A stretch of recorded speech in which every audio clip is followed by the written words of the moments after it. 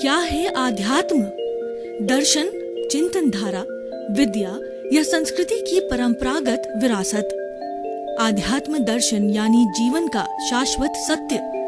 मानव जीवन से जुड़े शाश्वत सत्यों को जानिए और समझिए उपासक डॉक्टर सोहन राज तातेड़ से हमारे खास कार्यक्रम आत्मविज्ञान में। आत्मविज्ञान यानी सही दृष्टि, सही सोच।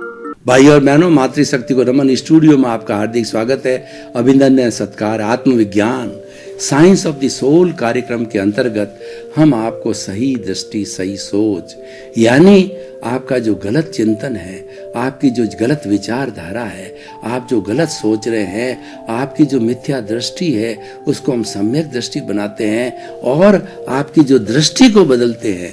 ये दृष्टि का विज्ञान है। आपको अच्छा इंसान बनाना हमारा उद्देश्य है। जब व्यक्ति अच्छा इंसान बनता है तो परिवार के लिए अच्छा है, समाज के लिए अच्छा है, देश के लिए अच्छा होता है, विश्व के लिए अच्छा होता है, और वसुधैव कुटुंबकम का सदस्य बन जाता है। तो ये सारा कार्य जो है हम अलग अलग एपिसोड्स के माध्यम से करते हैं। तो आज का हमारा बहुत ही सुंदर एपिसोड है, उसका विषय है स्व पर प्रकाशक।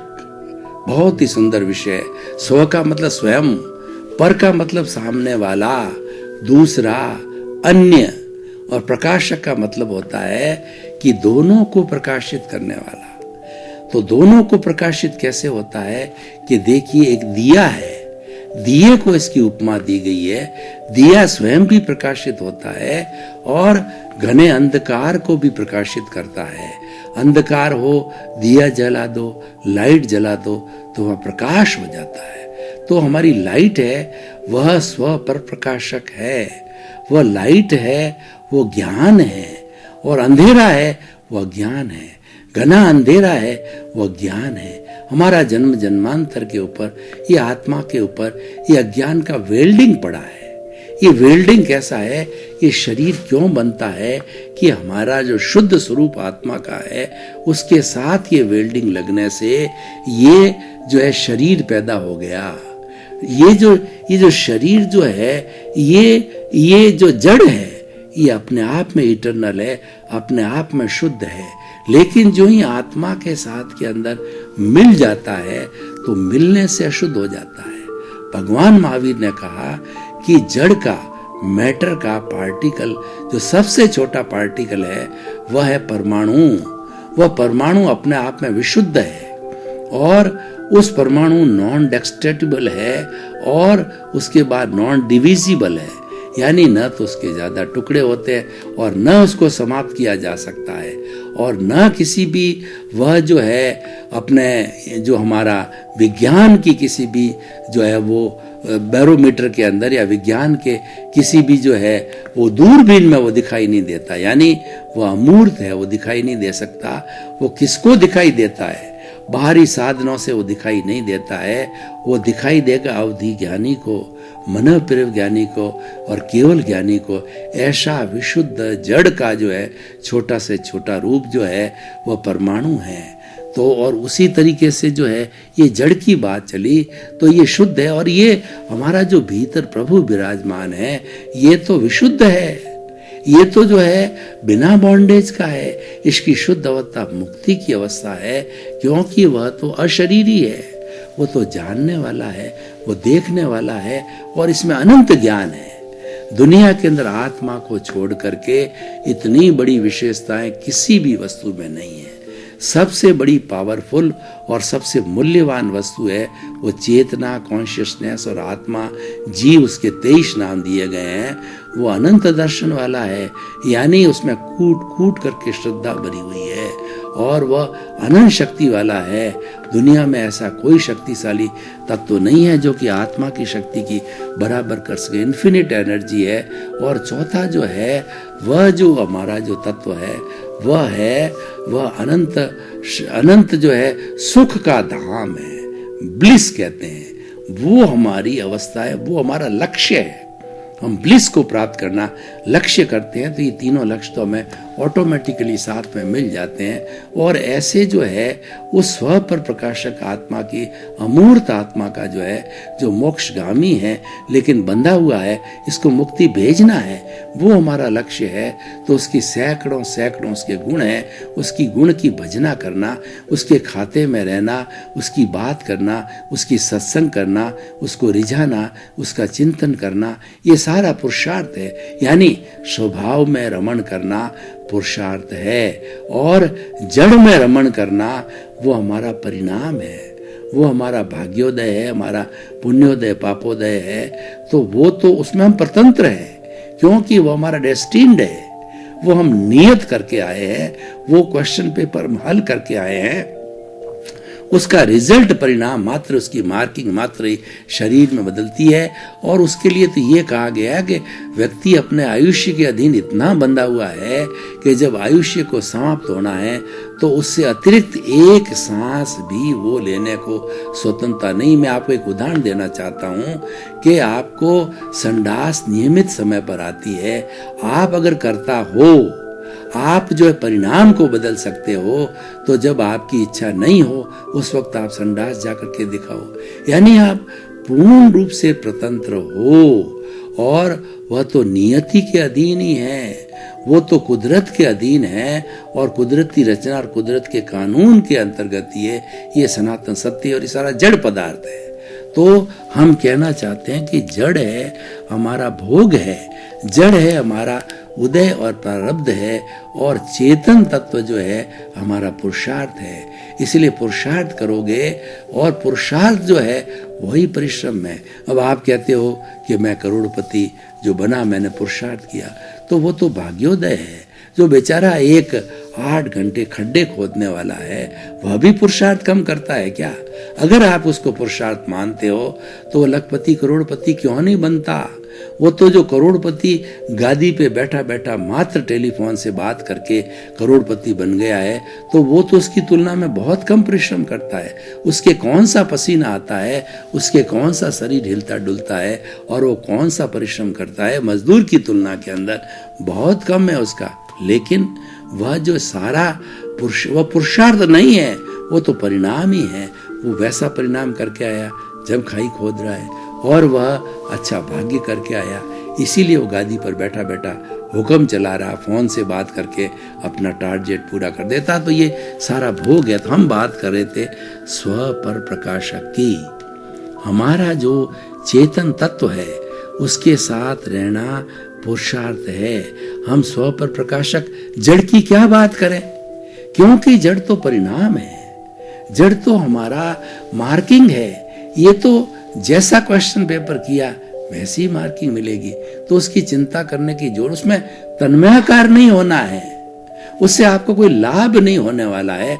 उसमें तन्मयाकार हो गए तो जड़ जड़ को बढ़ाएगा, चेतन चेतन को बढ़ाएगा। सीधा सा फॉर्मूला है, आप चेतन में रहोगे तो चेतन शुद्ध होकर के मुक्त होगा, और जड़ में रहोगे तो जड़ फिर जो है वो हमारा कार्बन शरीर के साथ में फिर जड़ जुड़ जाएगा, और जड़ जुड़ करके और फिर जन्म जन्मांतर 84 लाख जीवन में कितने जन्म किए हैं और जन्म करते रहेंगे, कभी भी मुक्ति को प्राप्त नहीं होंगे, कभी भी अक्षय सुख को प्राप्त नहीं होंगे।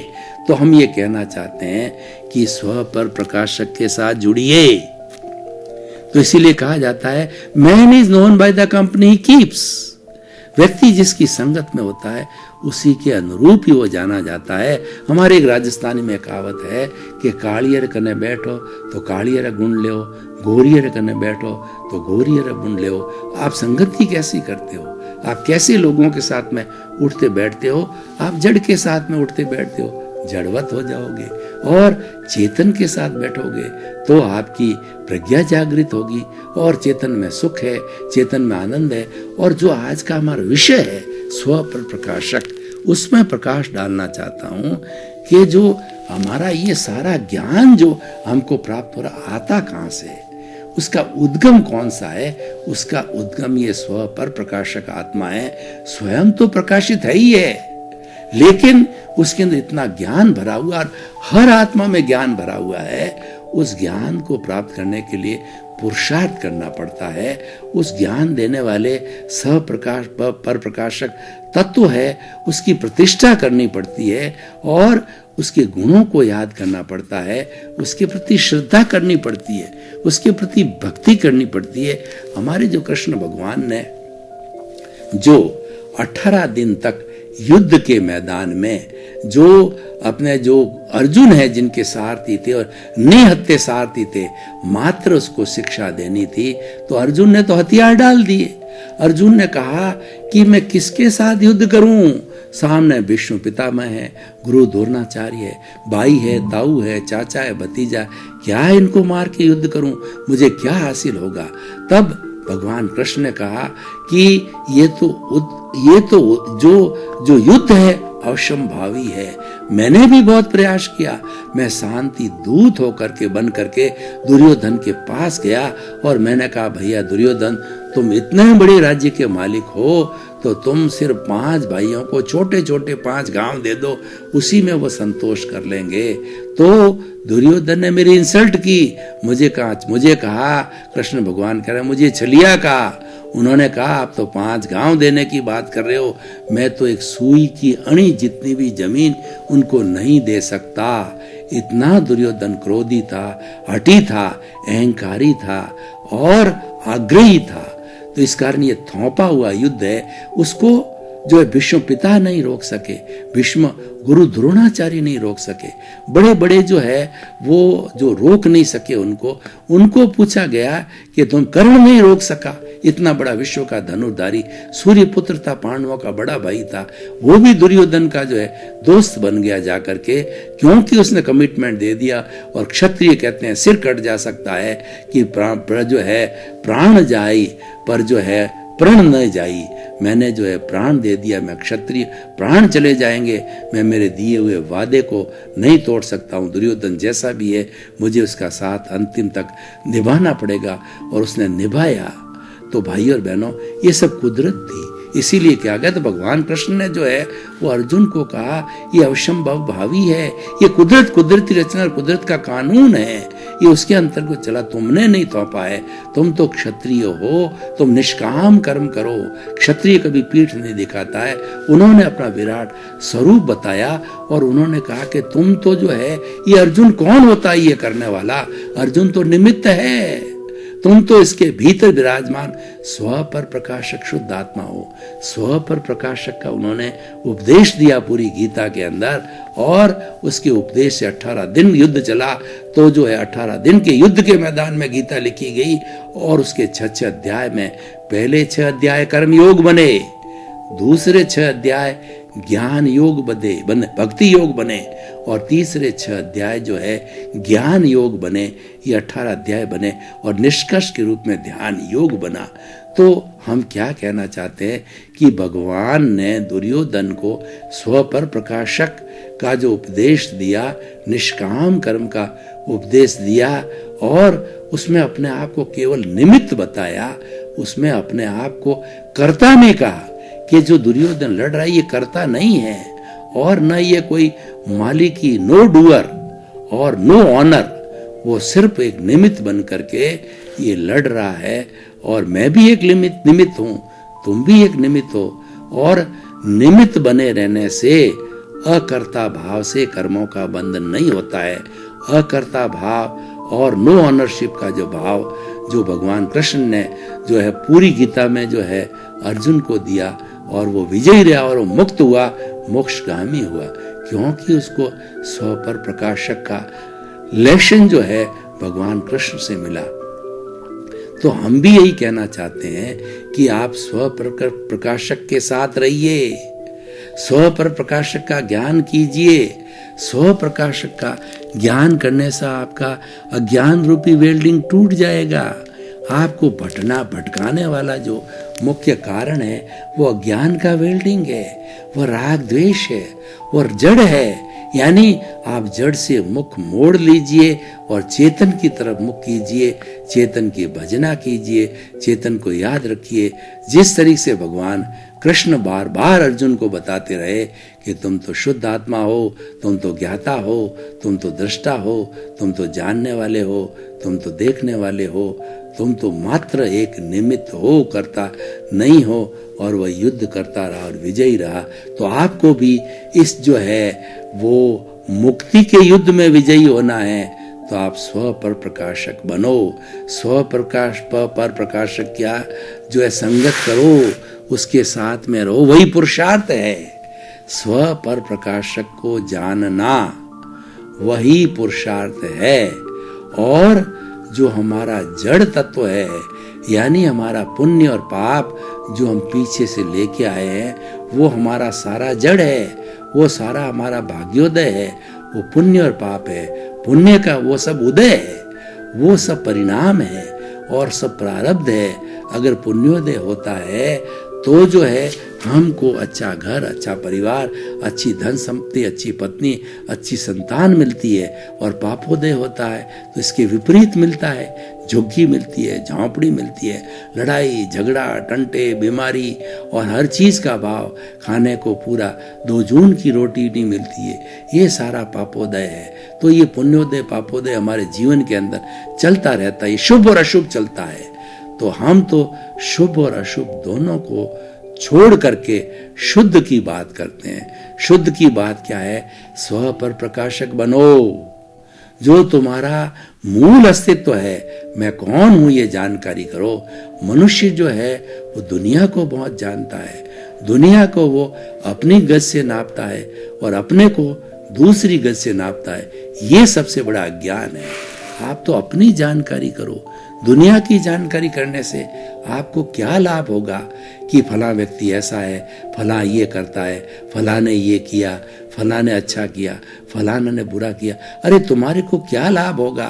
तुम तो स्वयं की बात करो कि मैं कौन हूं, उसका परिचय करो कि वास्तविक असली मैं कौन हूं। मैं असली जो ये जड़ चल रहा हूं असली नहीं हूं, मैं तो चेतन हूं, मैं तो अजर हूं, मैं तो अमर हूं, मैं वर्ण गंध रस से मुक्त ऐसा शुद्ध आत्मा हूं।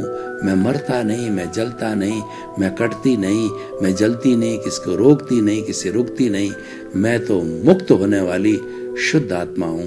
तो उसका जो जितना जितना आप जो है वो सब स्व पर प्रकाशक है, स्वयं भी प्रकाशित होती है और दूसरों को प्रकाशित करती है, क्योंकि उसके पास में ज्ञान है।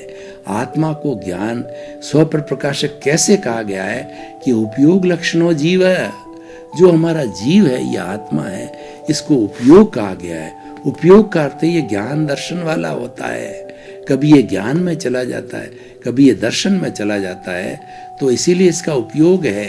ये ज्ञान दर्शन युक्त है और इसका लक्षण क्या है? आनंद है। आनंद की प्राप्ति करना हमारे जीवन का लक्ष्य है। हमको अच्छा भोजन मिलता है तो हम प्रसन्न होते हैं, हमको अच्छा मकान मिलता है तो हम प्रसन्न होते हैं, जब अच्छी गाड़ी मिलती है प्रसन्न होते हैं, हमें पद प्रतिष्ठा मिलती है हम प्रसन्न होते हैं। वो तो क्षणिक प्रसन्नता है, वो तो प्रसन्नता वो एक संयोग है और उसके साथ साथ में वियोग जुड़ा हुआ होता है। वो तुरंत जो ही समाप्त हुआ, उसका समय समाप्त हुआ, वियोग चालू हो जाएगा। संयोग वियोग ये जो है सुख दुख का पलड़ा, इसमें झूलते रहोगे तो इसको झूलने से क्या होगा? उसमें तो डिस्टरबेंस आएगी कि जो है कभी आप सुख के पलड़े में झूल गए तो फूल गए और दुख के पलड़े में गए तो दुखी हो गए, डिप्रेशन में चले गए और ज्यादा हुआ तो आप कोमा में चले गए।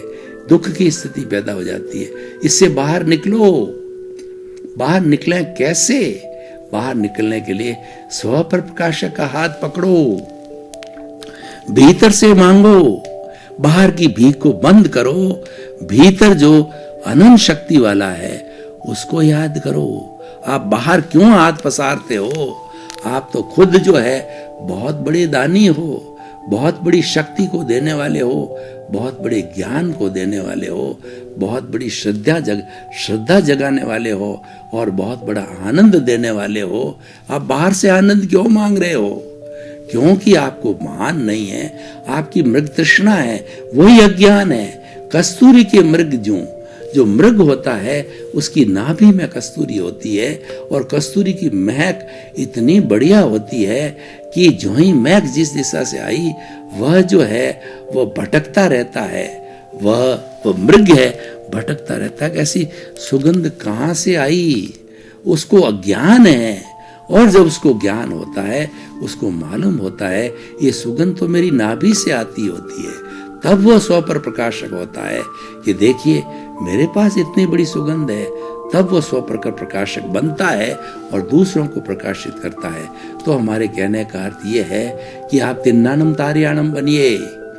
तिन्नानम का अर्थ होता है तरने वाला, तारण मतलब तारने वाला, तरने वाला, तारने वाला स्व पर प्रकाशक होता है। वही तार सकता है। जिसके भीतर शांति है वो व्यक्ति को शांति का पाठ नहीं पढ़ा सकता। दुनिया में जितनी जितनी लड़ाई हुए हैं, चाहे जो है वर्ल्ड वार हुए हैं, वो वर्ल्ड वार किसी न किसी शक्तिशाली जो है वो कहना चाहिए शासनपति, जिसके पास सब साधन है, जिसके पास अणु बम्बों का जखीरा है, उसके दिमाग में खड़ा होता है और पूरे विश्व पर थोप दिया जाता है। उसी तरीके से कई करुणा के सागर होते हैं। भगवान महावीर अकेले थे, भगवान कृष्ण अकेले थे और भगवान राम अकेले थे। अकेले ने उनका इतना पुरुषार्थ था, उनका इतना पुण्योदय था, उनका इतना पुण्य प्रबल था कि अकेले ने वो जो है सारी दुनिया को शांति प्रदान की और सैकड़ों सैकड़ों हजारों हजारों लोगों को मुक्ति की ओर भेजा। और भगवान राम ने जितने जितने दुर्जन व्यक्ति थे इस धरती के ऊपर, सबका खात्मा किया। क्यों किया? कि सज्जन व्यक्तियों की संख्या बढ़नी चाहिए। दुर्जन व्यक्ति होगा वो तबाही करेगा, सज्जन व्यक्ति होगा वो अच्छा एनवायरनमेंट बनाएगा और इस सृष्टि को जीने लायक बनाएगा। और जो दुर्जन व्यक्ति होगा इस सृष्टि का इतना दोहन करेगा कि इसको जो है वो एक जंगल का रूप दे देगा, इसको जो है वह एक कुरूप बना देगा।